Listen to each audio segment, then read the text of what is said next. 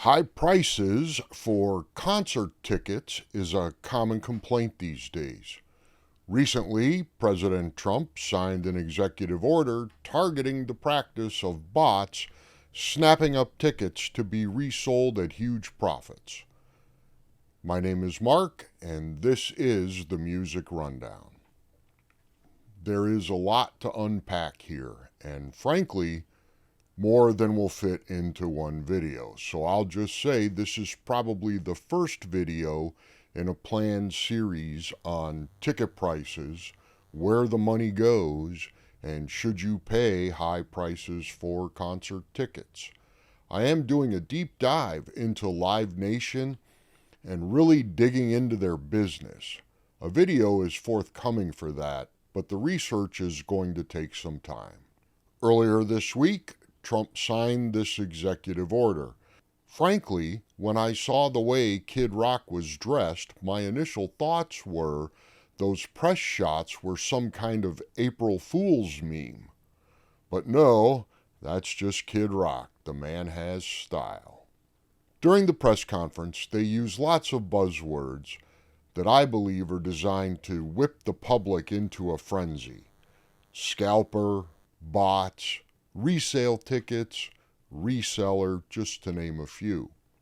While Trump was signing the order, Kid Rock said, and I'm paraphrasing here a bit, the big problem is bots buying up the cheap tickets, then using resale sites to resell those tickets for a 400 or 500% markup.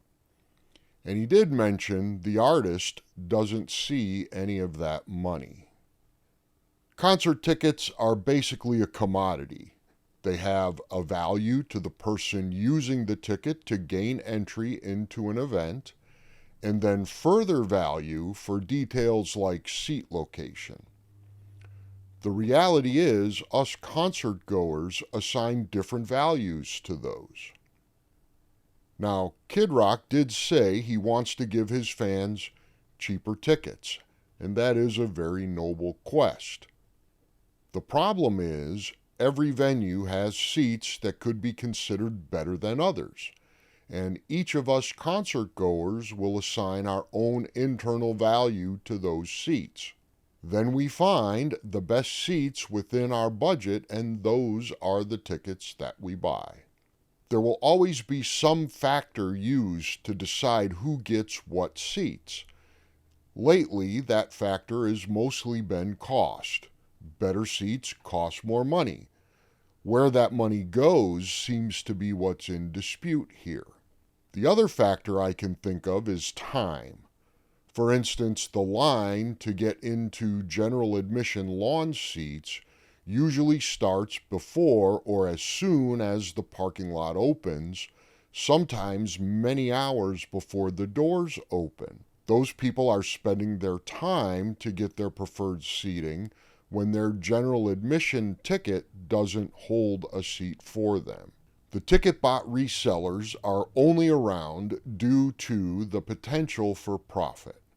If artists would price their tickets closer to the perceived market value, i.e. what some people are willing to pay, the potential for those 400 to 500% markups goes away, and the bot resellers just don't have anything to do anymore, and they slip away like the lights of an encore. So I have two suggestions for Kid Rock. One, make all the seats general admission. Charge everyone $25 and then let them wait in line for front row seats. While this seems like an easy solution, let's be realistic. The logistical issues the venue would face could be pretty insane. Like the running of the bulls to get front row seats. You think Black Friday doorbusters are crazy? Wait until you see the mob mentality take over as they run for front row seats to see Kid Rock. All seats general admission, maybe not an option. More and more, I see shows where the first 5 or 20 rows are removed and replaced with a general admission pit. These, though, are usually higher priced. I think the Rolling Stones last summer charged $1,000 for their pit seating, well, for their general admission pit, and the area was huge in front of the stage. The other option for Kid Rock is to charge the market price for his tickets. Then if he doesn't want to keep the money, he could give it to some worthwhile cause. At least this allows the artist to get the money instead of a reseller. If someone is going to make the money, let's at least steer it to the artist. For shows in general and ticket sales, I would like to see a reverse auction for tickets. Tickets start at a really high price and then gradually come down over time as the show date gets closer.